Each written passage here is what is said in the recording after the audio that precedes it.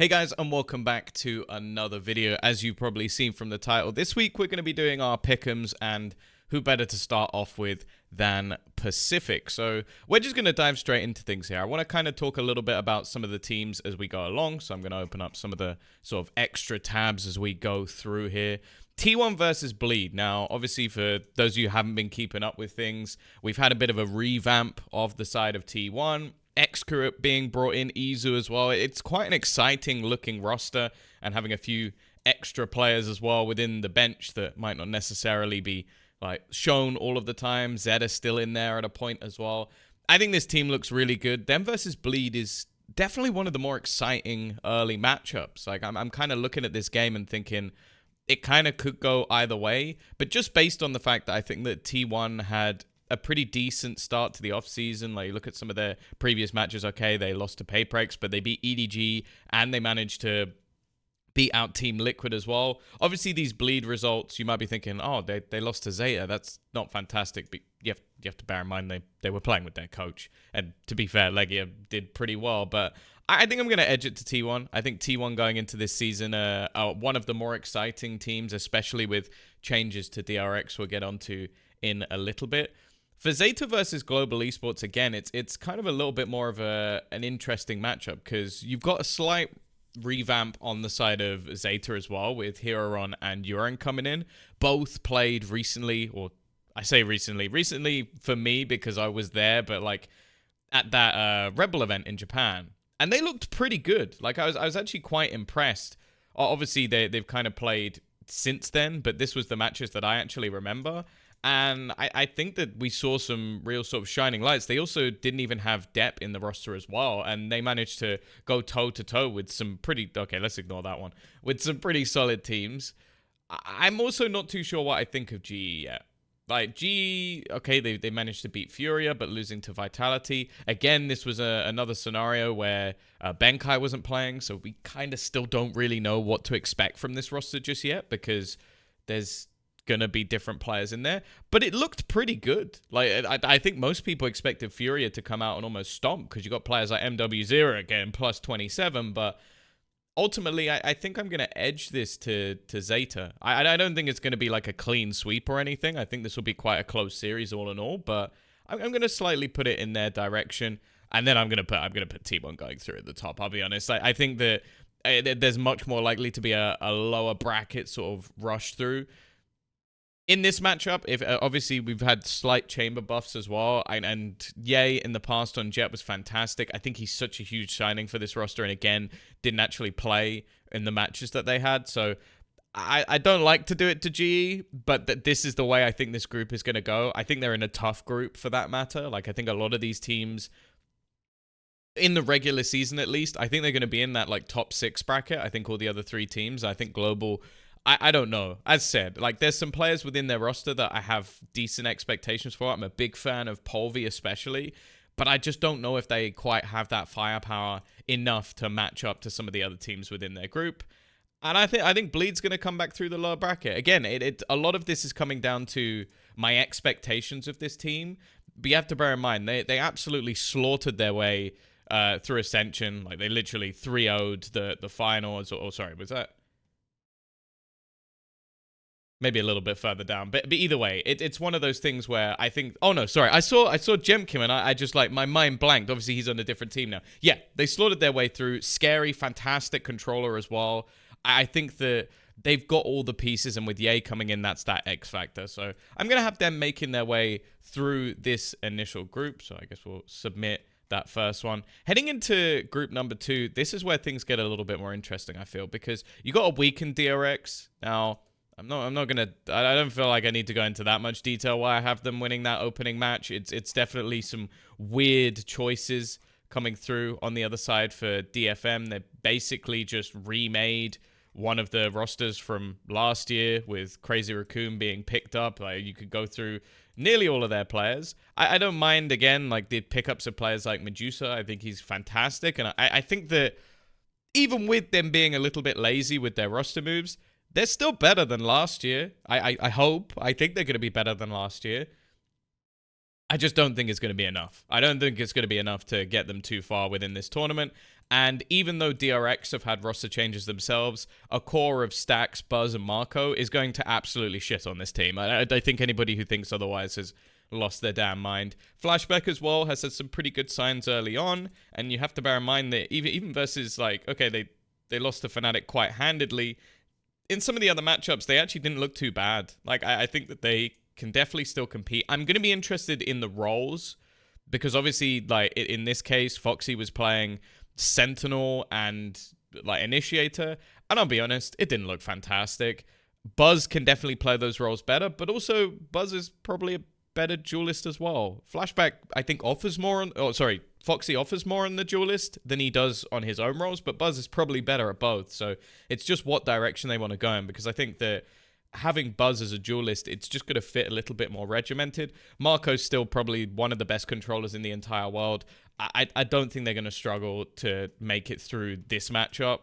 Maybe a little bit later on, I think things will get a little bit more interesting. On this second matchup, though, again, it's kind of a tougher one. I think Pacific in particular has a lot more competitive matchups than you might think. Now, obviously, some slight changes for the likes of Team Secret, bringing in NDG, and in their opening matchups, it seemed like they were having a pretty good time on this roster. Like, Envy still, like, just farming, and NDG up there with him. I think that there's some real good opportunities for them to do some serious damage in this event in particular, especially with some other teams I'm saying are a bit questionable. Like the fact that Talon, I believe, already made some roster moves prior to their previous event because of how badly it went. And that's a really, really bad sign that they're already having to, like, they had to bring back in Surf. Like, we don't know what's happening with Paddy. They even did an interview with Cruz and they didn't really seem to know. This is a really bad sign, though. Like the fact that, well, they're being beaten by budget Laz. I don't really think that this is going to go amazingly well. And it wasn't even like there was anything different for what we saw from last year for some of these players. Ban's still playing some peculiar role combinations. And yeah, the fact that the governor was right at the bottom of the board is a pretty bad sign overall. It's no surprise that they've brought back the likes of Surf, and maybe he could do a little bit of damage within this sort of roster. I'd still think that Secret are going to be taking this overall. And I'll be honest, this is one where I don't really feel like... this is the only matchup I feel like I really need to talk about, because I do think that there's a world where Team Secret win this, but DRX is still the boss of this entire thing. And even though I think that they're maybe going to be the third or fourth best team this year within their region, at least initially, I don't think they'll have any trouble making it out of this group. So I think those two teams for me are the more sort of obvious choices. Unfortunately, the third group's a bit of a rough one, because obviously the way this is working, if you don't know, is that you have the group stage, and then the first team sort of makes it out. They go straight into the playoffs, so it'll be the winner of each group, and then the next team will go into the play-ins. So, obviously, from this group stage, it gets a little bit more interesting because Paper X just skip a stage. Obviously, they're the right team to skip a stage. They're expected to win this entire thing. But that second team only really gets a singular opportunity, and then has to go back into what will likely be a pretty deadly group. Even just looking off the teams there, you got Bleed, you got Team Secret. Now, obviously, only two teams actually make it through to the main event, so that's something that you have to sort of take into consideration.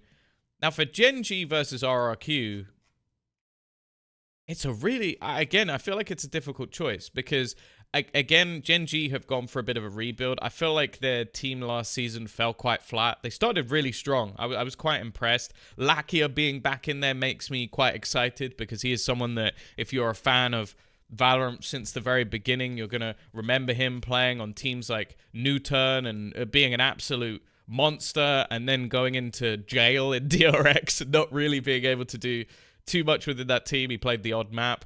And then we've sort of just been watching him try and grind his way back up to the top. So I'm happy that he sort of got his opportunity. The initial event as well didn't go too badly. Like, Corona is someone as well who's had some pretty good showings so far within this team. And I think overall, they've not got a bad roster. It's just whether or not they're going to be able to compete within this group. And that's the problem. I think RRQ have had some insane upgrades.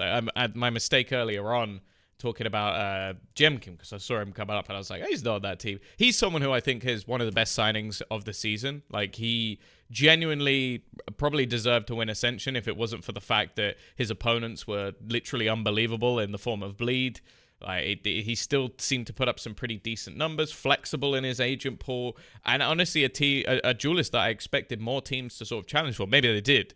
I think Estrella as well is someone we've watched, again, similar route to Lakia in that comeback. So I think that they're a team to be excited for because they also had pieces that were already good. Elmi Moore has one of the best sheriffs in the entire scene. Like, the guy is fantastic. So I think that even though, well, you could go back and look at last season and see that maybe they didn't have the best performance, I feel like they were a team that were constantly growing, whereas GNG were kind of a team that constantly rescinding. So I'm going to edge that one over. Now, obviously, it then comes down to a rematch at the end, because I don't think anybody sat there looking at pay breaks and go, they're not going to win this. Okay, sure. Well, I say Jing's not there. I think he was still listed within their team selection sheet, so I actually don't know if he's going to be playing or not. But whether he's playing or not, I don't think it matters. Like, you've got Monya in. Again, a signing I think every single team wanted. I did an interview with Spin, and he actively said, we wanted to keep him. We wanted this guy on our roster. We wanted to have him still kicking about. But when pay breaks come a knocking, pay breaks come a knocking. You don't really have a choice to whether or not you actually let that player go. So I think that the obvious choice there is for pay breaks to make it through. I think, again, anybody who's going in a different direction either works for RRQ or Gen G. Now it becomes a little bit more difficult, though, because I am of the thought process, at least in the past, that normally if you beat a team and they come back and play you again, you should really expect the other team to do better. I know that might just seem as basic as it can get, but you have to bear in mind that Gen G are going to be consistently working. It's almost, I think that's the curse of this group, is you're going to play that opening match. This team will be in the same spot as you, and they don't have to play this game. So anything that's revealed by RRQ here, Gen G get to watch, they get to analyze, they get an extra day to prepare. It is a huge advantage almost to lose this game if you don't believe you can beat this team, which I don't believe either of them can beat this team. So I actually think Gen G have got quite a big benefit if they do lose, or whoever loses this match, I think is going to benefit. Like, maybe you want an extra game to warm up and play against, but if that game is against Payprex and you've got something just sort of just running around, just doing crazy things, then it's not going to be a particularly fun game for you to play. I don't even know if you'll learn much. Even still, in my mind, RRQ are making it through. Like, I believe they're going to make it through that group stage. So it's a very difficult choice, because I do think that some of the pickups, like, I still have a lot of faith in Meteor. I think he's a fantastic duelist. Texture, again, another GE player who I think did pretty well last season and actually proved that he could play some pretty good roles. I think the only thing I don't like about this is this. Like, I don't really understand why Texture, someone who I think put up some pretty solid numbers on a Killjoy, is the one taking over the duelist, and Meteor is the one that's taken over that. I think that's an odd decision, but it might be something that they end up changing. But ultimately, yeah, I think I'm going to stick with RRQ. I know that was a very long-winded way to actually get to that point in the end. But yeah, these are my pick'ems. T1, Bleed, DRX, Team Secret, Paperex, and RRQ. Of course, I don't believe that we can go into the next stage and do whatever there is for later on. So obviously we might make a video. I'll probably make an overall play-ins video if that's even possible. I don't know if that matches up in terms of the schedule, but I'm also going to do one of these videos for America and one of these for EMEA. So make sure, if you're not already, to subscribe to the channel and let me know your thoughts down below. Am I an idiot for not saying that Zayd is going to make it through? Because again, I think this group in particular is probably the one that intrigues me the most. Are you a believer in talent? Or maybe, just maybe, you believe that DFM are going to pull things off? Either way, as said, make sure you like, make sure you comment, and make sure you subscribe. And I'll see you again next time. Bye.